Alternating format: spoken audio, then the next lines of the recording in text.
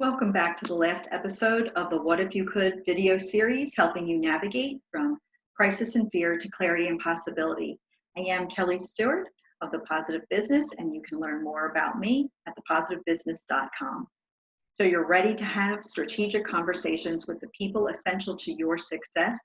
And in our last episode, I shared with you the SOAR Strategic Planning Framework that would help you have better conversations with them.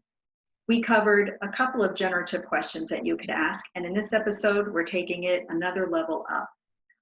When we're talking about our strengths, I wanted to share with you some questions that you could ask to help you uncover your company's greatest assets.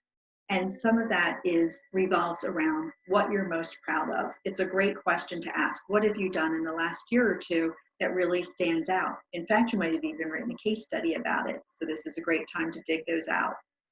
And then also really spend time reflecting on really what makes you unique, what separates you from the other companies that do what you do.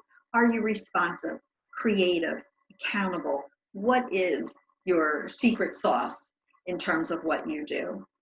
When you're talking about opportunities, you're really talking about what you can improve or innovate that would help you create real value for others. So that might be new customers, and we're seeing a lot of change in the current state of crisis that we are in that's opening up potential new customers for you. That could be new practices or processes that you need in order to meet those needs. It could be contactless delivery. It could be more or better work from home technology.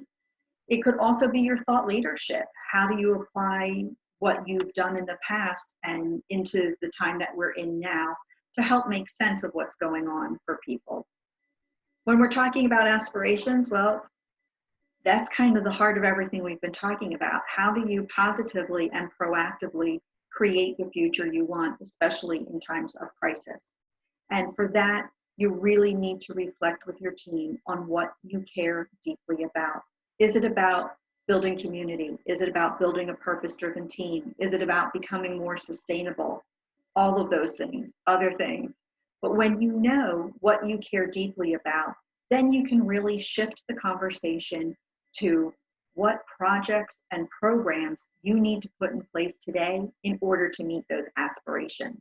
And of course, you want to have those aspirations go in a trajectory toward the opportunities that you've identified. And you want those opportunities to be things that you can use your strengths, that build on the organization's strengths, because what you do well, you will do more efficiently and effectively.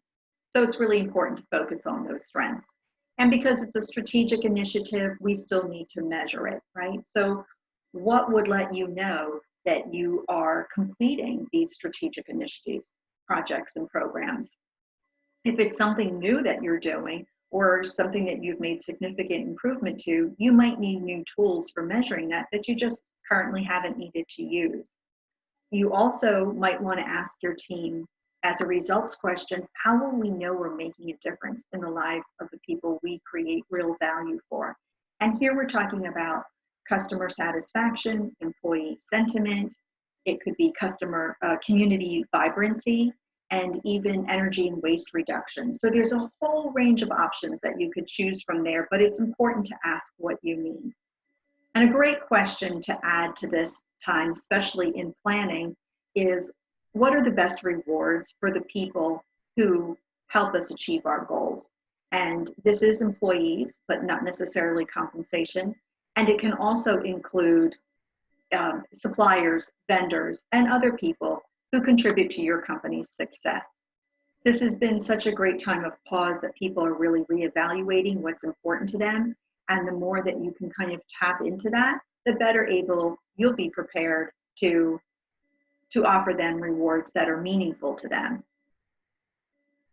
And we've certainly covered a lot in our journey together in the recommended time allotted for videos today.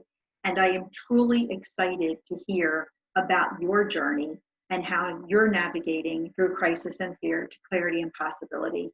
I hope these tools were useful to you. Please email me at kelly@thepositivebusiness.com and let me know how you're doing. And also remember to expect great things from everything that you do, because we know that what we give our attention to is what will grow for us. So thanks, everyone, and be well.